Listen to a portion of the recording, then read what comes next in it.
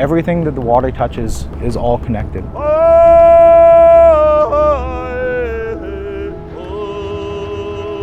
First Nations people have been doing stewardship activities for a millennia. This restoration is bringing people back to their traditional territories.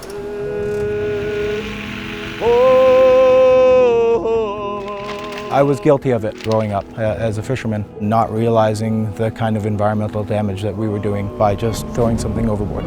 I'm realizing now that this is one of the biggest problems that we have. I would like to see for the future generations that our shorelines are clean permanently, that there are no derelict vessels on the shore, so that my kids don't have to worry about having a contaminated food source.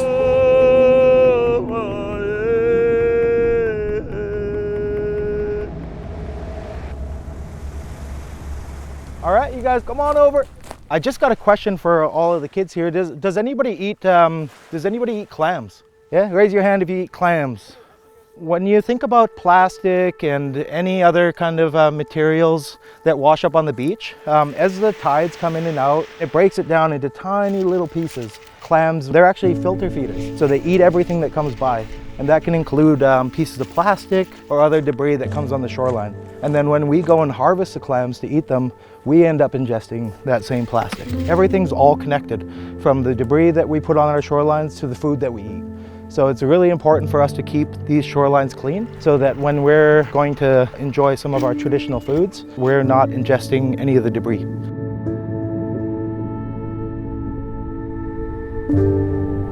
remember growing up in Uchucklesaht and seeing vessels pile up over the years. And I always used to feel sad about that, because there's less and less marine life as you go on in the years. It seems like there's way less. I think it's really nice to see some action being taken. I don't know, I've just been wanting to do that forever, and it's just so nice. It's definitely life-changing, so I love it. That's what I'd say about that.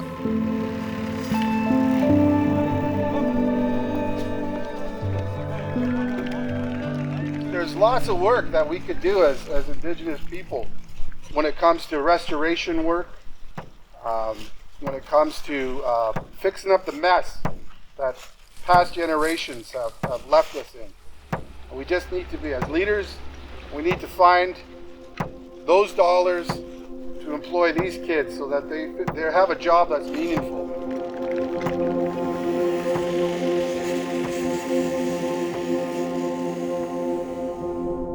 All this work is important because we are doing it for the future generations, and we're teaching them and getting them connected to the land.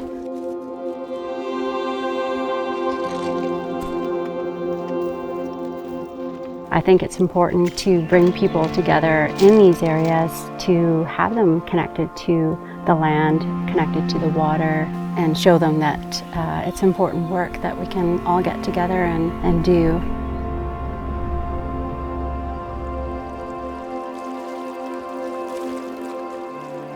Forestry and fisheries and aquaculture, those are the main industries that have been driving the West Coast. We're seeing a huge decline in all three of these industries.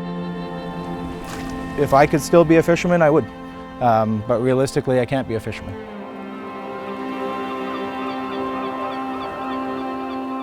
We want to build the capacity to clean up all the shorelines, all of the derelict aquaculture, all the derelict vessels, and we want to make sure that we're creating an industry that will be thriving.